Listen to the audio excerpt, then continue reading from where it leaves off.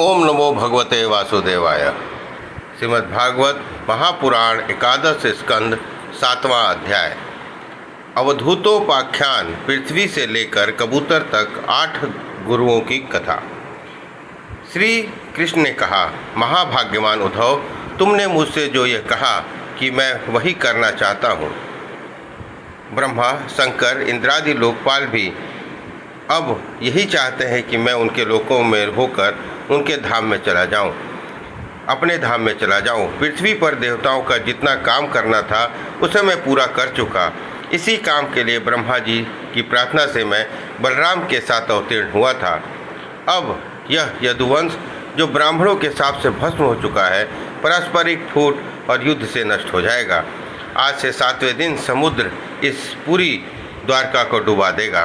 प्यारे उद्धव, जिस क्षण मैं मृत्यु लोक का परित्याग कर दूंगा, उसी क्षण इसके सारे मंगल नष्ट हो जाएंगे और थोड़े ही दिनों में पृथ्वी का कलयुग का बोलबाला हो जाएगा। जब मैं इस पृथ्वी को त्याग कर दूंगा, तब तुम इस पर मत रहना, क्योंकि साधु उद्धव, कलयुग के अधिकांश लोगों की रुचि अधर्म में रहेगी। अब तुम अपने आत्मीय स्वजन, बंधु बांधवों का स्नेह संबंध छोड़ दो और अनन्य प्रेम में मुझसे अपना मन लगाकर समदृष्टि से पृथ्वी में स्वच्छंद विचरण करो। इस जगत में जो कुछ मन में सोचा है, वाणी ने कहा है, नेत्रों ने देखा है, श्रवण आदि इंद्रियों से जो अनुभव किया है, वह सब नाशवान है। सपने की तरह मन का विलास है, इसलिए माया मात्र मिथ्या है, इस ऐसा समझ लो। जिस पुरुष का मन अशांत है, असंयत है, उसी को पागल की तरह अनेकों वस्तुएं मालूम पड़ती हैं। वास्तव में यह चित्त का भ्रम ही है। नाना तत्व का भ्रम हो जाने पर भी यह गुण है और यह दोष इस प्रकार की कल्पना करनी पड़ती है, जिसकी बुद्धि में गुण दोष का भेद बैठ गया है, दृढ़ मूल हो गया है।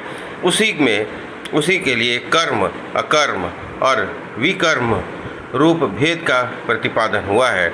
इसलिए उद्धव, तुम पहले अपनी समस्त इंद्रियों को अपने वश में कर लो, अपनी बागडोर अपने हाथ में ले लो और केवल इंद्रियों को ही नहीं, चित्त समस्त वृत्तियों को भी रोक लो और फिर ऐसा अनुभव करो कि सारा संसार आत्मा मुझ सर्वात्मा इंद्रियातीत ब्रह्म में एक है। जब वेदों के मुख्य तात्पर्य निश्चय रूप ज्ञान और अनुभव रूप ज्ञान से भली भांति संपन्न होकर तुम अपनी आत्मा के अनुभव में ही आनंद मग्न रहोगे और संपूर्ण देवता आदि शरीरधारियों के आत्मा हो जाएंगे। इसलिए किसी भी विघ्न से तुम पीड़ित नहीं हो सकते, क्योंकि उन विघ्नों और विघ्न करने वालों की आत्मा भी तुम ही होगे। जो पुरुष गुण दोष बुद्धि से अतीत हो जाता है, वह बालक के समान निषिद्ध कर्म से निवृत्त होता है, परंतु दोष बुद्धि से नहीं। वह विहित कर्म का अनुष्ठान भी करता है, परंतु गुणहीन से नहीं। अपनी जिसने श्रुतियों के तात्पर्य का यथार्थ ज्ञान ही नहीं प्राप्त कर लिया है, बल्कि उसका साक्षात्कार भी कर लिया है, और इस प्रकार जो अटल निश्चय के संपन्न हो गया है, वह समस्त प्राणियों का हितैषी सुहृद होता है और उसकी वृत्तियाँ सर्वदा शांत रहती हैं। वह समस्त प्रतीयमान विश्व को मेरा ही स्वरूप, आत्मा स्वरूप देखता है, इसलिए उसे फिर कभी भी जन्म मृत्यु के चक्कर में नहीं रहना पड़ता। श्री सुखदेव जी कहते हैं, परीक्षित, जब भगवान श्री कृष्ण ने इस प्रकार आदेश किया, तब भगवान के परम प्रेमी उद्धव जी ने उन्हें प्रणाम करके तत्वज्ञान की प्राप्ति की इच्छा से यह प्रश्न किया। उद्धव जी ने कहा, भगवान, आप ही समस्त योगियों की गुप्त पूंजी, योगों के कारण और योगेश्वर हैं। आप ही समस्त योगों के आधार, उनके कारण और योग स्वरूप भी हैं। अपने मेरे परम कल्याण के लिए उस संन्यास रूप त्याग का उपदेश किया है, परंतु अनंत जो लोग विषयों के चिंतन और सेवन में घुल मिल गए हैं, विषात्मा हो गए हैं, उनके लिए विषय भोगों और कामनाओं का त्याग अत्यंत कठिन है। सर्वस्वरूप उसमें भी जो लोग आपसे विमुख है, उनके लिए तो यह संसार का परित्याग कर सर्वथा असंभव है। यह मेरा निश्चय है। प्रभु, मैं भी ऐसा ही हूँ। मेरी मति इतनी मूढ़ हो गई है कि मैं ही हूँ, यह मेरा है, यह भाव से मैं अब आपकी माया के खेल देह से संबंधित स्त्री पुत्र धन आदि में डूब रहा हूँ। अतः भगवान, आपने जिस संन्यास का उपदेश किया है उसका तत्व मुझ सेवक को इस प्रकार समझिए कि मैं सुगमता अथवा साधन कर सकूं। मेरे प्रभु, का भूत भविष्य वर्तमान इन तीनों कालों के अबाधित एक रस सत्य है। आप दूसरे के द्वारा प्रकाशित नहीं, स्वयं प्रकाश आत्मस्वरूप है। प्रभु, मैं समझता हूँ कि मेरे लिए आत्म तत्व का उपदेश करने वाले आपके अतिरिक्त देवताओं में कोई नहीं है। ब्रह्मा आदि जितने भी बड़े देवता हैं, ये सब शरीर भागनी होने के कारण आपकी माया से मोहित हो रहे हैं।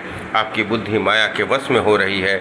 इसी कारण है कि मैं वे इंद्रियों के अनुभव किए जाने वाले ब्रह्म विषयों को सत्य मानते हैं। इसलिए मुझे तो आप ही उपदेश कीजिए। भगवान, इसी के चारों ओर से दुखों की दावाग्नि में से जलकर और विरक्त होकर मैं आपकी शरण में आया हूँ। आप निर्दोष देश काल से अपरिछिन्न, सर्वज्ञ, सर्वशक्तिमान और अविनाशी बैकुंठ लोक के निवासी और नर के नित्य सखा नारायण है। अतः आप मुझे उपदेश कीजिए। भगवान श्री कृष्ण ने कहा, उद्धव, संसार में जो मनुष्य यह जगत क्या है, इसमें क्या हो रहा है इत्यादि बातों का विचार करने में निपुण है। वे चित्त से भरी हुई अशुभ वासनाओं से अपने आप को स्वयं अपनी विवेक शक्ति से ही प्रायः बचा लेते हैं। समस्त प्राणियों का, विशेषकर मनुष्य का आत्मा अपने हित अहित का उपदेशक गुरु है, क्योंकि मनुष्य अपने प्रत्यक्ष अनुभव और अनुमान के द्वारा अपने हित सहित अहित का निर्णय करने के में पूर्णतः समर्थ है। सांख्य, योगा, विशारद, धीर पुरुष अन्य मनुष्य योनि में इंद्रिया शक्ति, मन शक्ति आदि के आश्रयभूत मुझ आत्म तत्व को पूर्णतः प्रकट रूप में साक्षात्कार कर लेते हैं। मैंने ये एक पैर वाले, दो पैर वाले, तीन पैर वाले, चार पैर वाले, चार से अधिक पैर वाले, बिना पैर के इत्यादि अनेक प्रकार के शरीरों का निर्माण किया है। उनमें मुझे सबसे अधिक प्रिय मनुष्य का ही शरीर है। यह मनुष्य का शरीर में एकाग्रचित, तीक्ष्ण बुद्धि, पुरुष बुद्धि आदि ग्रहण किए जाने वाले हेतु से, जिनसे कि अनुमान भी होता है, अनुमान से आग्रह अर्थात अहंकार आदि विषयों से भिन्न मुझ सर्वप्रवर्तक ईश्वर का साक्षात्कार अनुभव करते हैं। श्लोक 24 से 37। इस विषय में महात्मा लोग एक प्राचीन इतिहास कहा करते हैं। वह इतिहास परम तेजस्वी अवधूत दत्तात्रेय और राजा यदु के संवाद के रूप में है। एक बार धर्म के मर्मज्ञ राजा यदु ने देखा कि एक त्रिकालदर्शी तरुण अवधूत ब्राह्मण निर्भय विचार कर रहे हैं। तब उन्होंने उनसे यह प्रश्न किया। राजा यदु ने पूछा, ब्राह्मण, आप कर्म तो करते नहीं, फिर आपको यह अत्यंत निपुण बुद्धि कहाँ से प्राप्त हुई, जिसका आश्रय लेकर आप परम बुद्धिमान होने पर भी बालक के समान संसार में विचरते रहते हैं। ऐसा देखा जाता है कि मनुष्य आयु, यश अथवा सौंदर्य संपत्ति आदि से अभिलाषा लेकर धर्म, अर्थ, काम और तत्व जिज्ञासा प्रवृत्त होते हैं। आकरण कहीं किसी की प्रवृत्ति नहीं देखी जाती। मैं देख रहा हूँ कि आप कर्म करने के समर्थ, विद्वान और निपुण हैं। आपका भाग्य और सौंदर्य भी प्रशंसनीय है। आपकी वाणी से भी मानो अमृत टपक रहा है। आप फिर भी आप जड़, उन्मत्त अथवा पिशाच के समान रहते हैं। न पूछो तो कुछ करते हैं और न चाहते ही हैं। संसार के अधिकांश लोग काम और लोभ के दावानल में जल रहे हैं, परंतु आपको देखकर ऐसा मालूम होता है कि आप मुक्त हैं। आप तक उनकी आँच भी नहीं पहुंच पाती। ठीक वैसे ही जैसे कोई हाथी वन में दावाग्नि लगने पर आपसे छूटकर गंगा जल में खड़ा हो। ब्राह्मण, आप पुत्र, स्त्री, धन आदि संसार को स्पर्श से भी रहित हैं। आप सर्वदा अपने केवल स्वरूप में ही स्थित हैं। हम आपसे यह पूछना चाहते हैं कि आपको अपने आत्मा में ही ऐसी अनिर्वचनीय आनंद का अनुभव कैसे होता है। आप कृपा करके अवश्य बतलाइए। भगवान श्री कृष्ण ने कहा, उद्धव, हमारे पूर्वज महाराज यदु की बुद्धि शुद्ध थी और उनके हृदय में ब्राह्मण भक्ति थी। उन्होंने परम भाग्यवान दत्तात्रेय जी का अत्यंत सत्कार करके एक प्रश्न पूछा और बड़े विनम्र भाव से सिर झुकाकर वे उनके सामने खड़े हो गए। अब दत्तात्रेय जी ने कहा, ब्रह्मवेत्ता दातार जी ने कहा, राजन, मैंने अपनी बुद्धि से बहुत से गुरुओं को आश्रय दिया है। उन्हें उनसे शिक्षा ग्रहण की है। मैं इस जगत में मुक्त भाव से स्वतंत्र विचरता हूँ। तुम उन गुरुओं के नाम और उनके ग्रहण की हुई शिक्षा सुनो। मेरे गुरुओं के नाम है पृथ्वी, वायु, आकाश, जल, अग्नि, चंद्रमा, सूर्य, कबूतर, अजगर, समुद्र, पतंग, भौरा, मधुमक्खी, हाथी, शहद निकालने वाला, हरिण, मछली, पिंगला, वैश्या, क्रूर पक्षी, बालक, कुंवारी कन्या, बाण बनाने वाला, सर्प, लकड़ी, भृंगी कीट।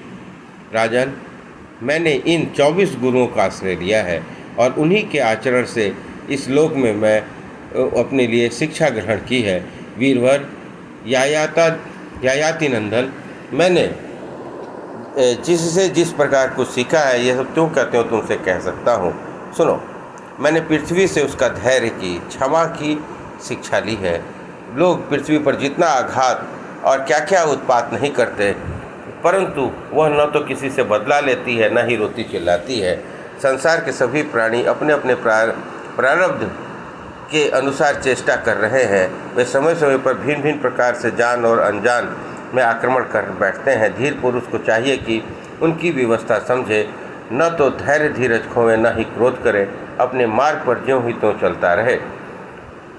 श्लोक 38 से 44। पृथ्वी के ही विकार पर्वत और वृक्ष से मैंने यह शिक्षा ली है कि जैसे अपनी सारी चेष्टाएं सदा सर्वदा दूसरों के हित के लिए ही होती है, बल्कि यूँ कहना कि उनका जन्म ही एकमात्र दूसरों के हित करने के लिए ही हुआ है। साधु पुरुषों की चाहिए कि उनकी शिष्यता स्वीकार करके उनसे परोपकार की शिक्षा ग्रहण करें। मैंने शरीर के भीतर रहने वाले वायु प्राणायु से यह शिक्षा ग्रहण की है कि जैसे वह आधार मात्र की इच्छा रखता है और उसकी प्राप्ति से ही संतुष्ट हो जाता है, वैसे ही साधक को भी चाहिए कि जितने भी जीवन निर्वाह हो जाए उतना भोजन कर लें। इंद्रियों को तृप्त करने के लिए बहुत से विषय न चाहे, संक्षेप में उतने ही विषयों का उपयोग करना चाहिए जिससे बुद्धि विकृत न हो, मन चंचल न हो, वाणी व्यर्थ की बातों में न लगाए। शरीर के बाहर रहने वाले वायु से मैंने सीखा है कि जैसे वायु को अनेक स्थानों पर जाना पड़ता है, परंतु वह किसी भी आसक्त नहीं होता, किसी का भी गुण दोष नहीं अपनाता, वैसे ही साधक पुरुषों को भी आवश्यकता के अनुसार विभिन्न प्रकार के धर्म स्वभाव करने वाले विषयों में जाए, परंतु अपने लक्ष्य पर स्थिर रहे, किसी के गुण और दोष की ओर झुक न जाए, किसी से आसक्ति या द्वेष न कर बैठे।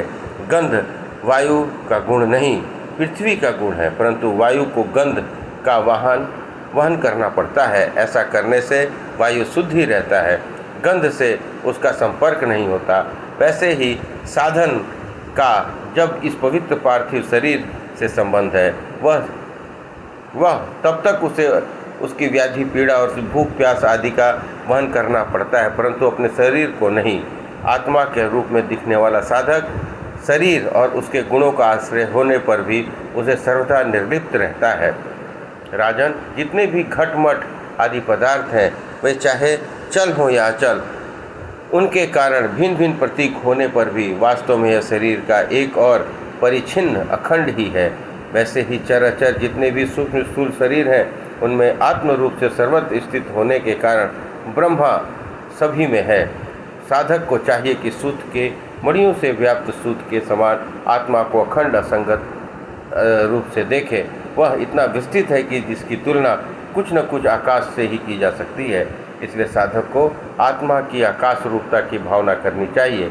आग लगती है, पानी बरसता है, अन्न आदि पैदा होते हैं और नष्ट हो जाते हैं, वायु की प्रेरणा से बादल आदि आते हैं और चले जाते हैं।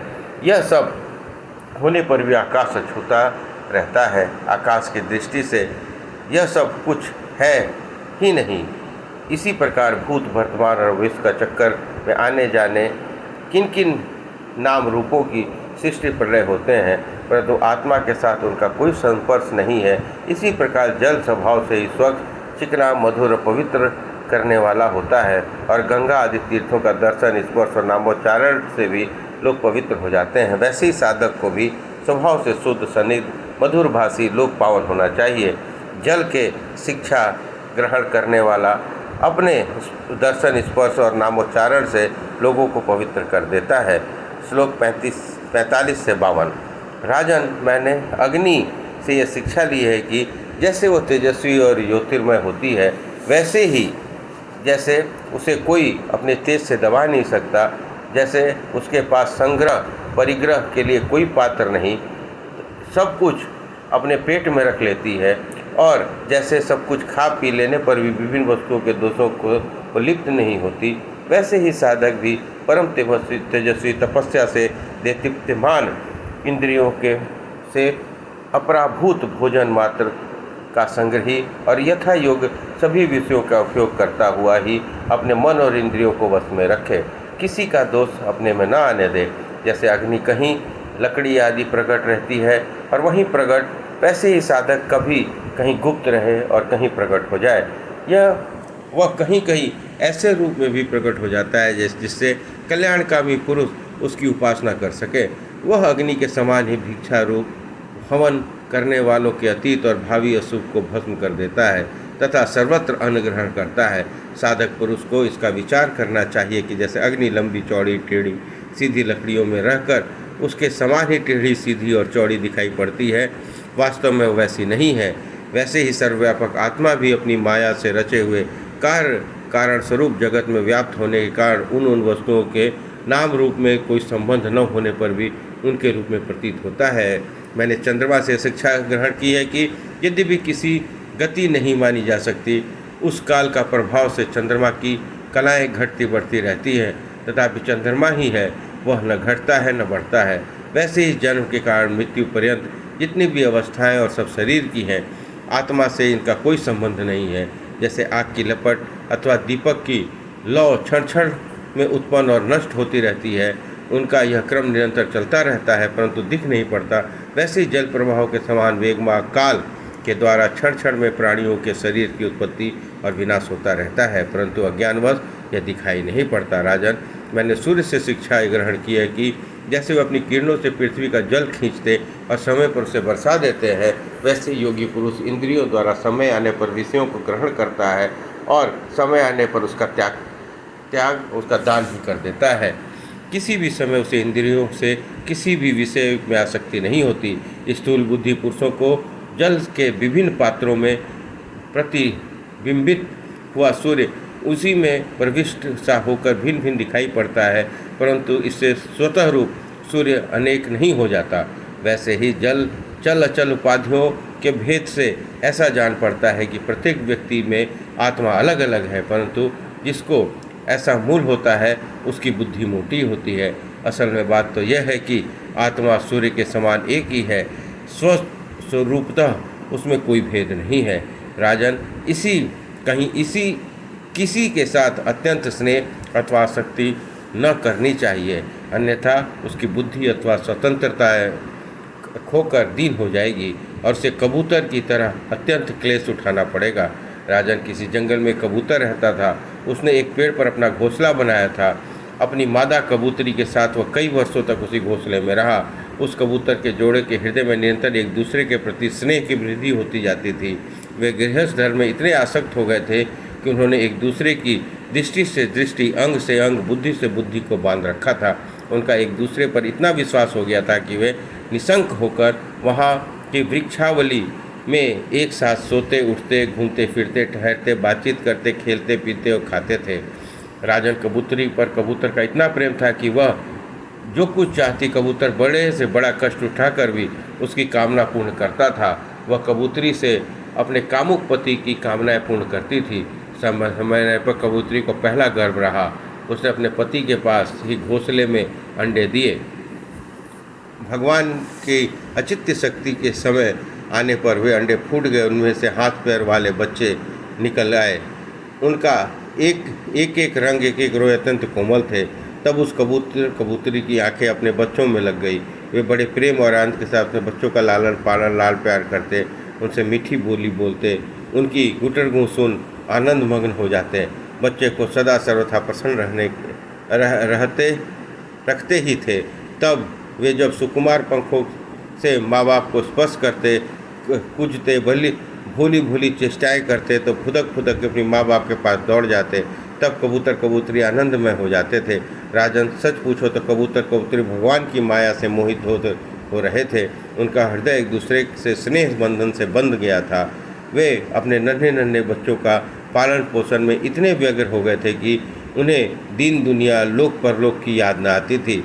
एक दिन दोनों नर मादा अपने बच्चों को चारा लेने जंगल में गए हुए थे, क्योंकि अब उन कुटुंब बहुत बढ़ गया था। वे चारे के लिए चीरकाल तक जंगल में चारों ओर विचरते रहते थे। इधर एक बहेलिया घूमता हुआ संयोग उनके घोंसले की ओर से आ निकला। उसने देखा कि घोंसले के आसपास कबूतर के बच्चे फुदक रहे हैं। उसने जाल डालकर उन्हें पकड़ लिया। कबूतर कबूतरी बच्चों को खिलाने पिलाने के लिए हर समय उत्सुक रहा करते थे। जब वे चारा लेकर घोंसले के पास आए तो कबूतरी ने देखा कि उन्हें नन्हे नन्हे बच्चे उनके हृदय के टुकड़े जाल में फंस गए हैं और दुख से चें कर रहे हैं। उसने ऐसी दशा देखकर कबूतरी को दुख की सीमा न रही। वो रोती रोती उनके पास दौड़ गई। भगवान की माया से उसका चित्त अत्यंत दीन दुखी हो रहा था। वह उमड़ते हुए स्नेह से रस्सी में जकड़ी हुई अपने बच्चों की जाल फंसा देखकर उसे अपने शरीर की सुध बुध न रही। वह स्वयं भी जाकर जाल में फंस गई। जब कबूतर ने देखा मेरे प्राण से भी प्यारे बच्चे जाल में फंसे हैं और अपनी प्राण प्रिय पत्नी भी उस दशा में पहुँच गई है, तो वह भी अत्यंत दुखी होकर विलाप करने लगा। सचमुच उस समय उसकी दशा अत्यंत दयनीय थी। मैं भागा हूँ, दुर्मति हूँ, हाय हाय, मेरा तो सत्यानाश हो गया। देखो देखो, न मुझे अभी तृप्ति नहीं हुई और न मेरी आशाएं ही पूरी हुई हैं। तब तक मेरा धर्म अर्थ कर्म का मूल्य गृह शास्त्रम भी नष्ट हो गया। हाय, मेरी प्राण प्यारी मुझे ही अपना इष्ट देव समझती थी, मेरी ही एक एक बात मानती थी, मेरे इशारे पर नाचती थी। यह सब मेरे योग्य थे। आज वह मुझे सुने घर को छोड़कर हमारे सीधे साधे निश्चल बच्चों के साथ स्वर्ग सिधार रही है।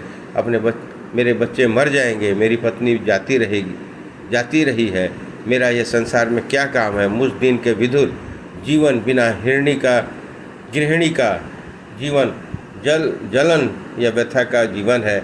अब मैं इस सूने घर में किसके लिए जीऊँ।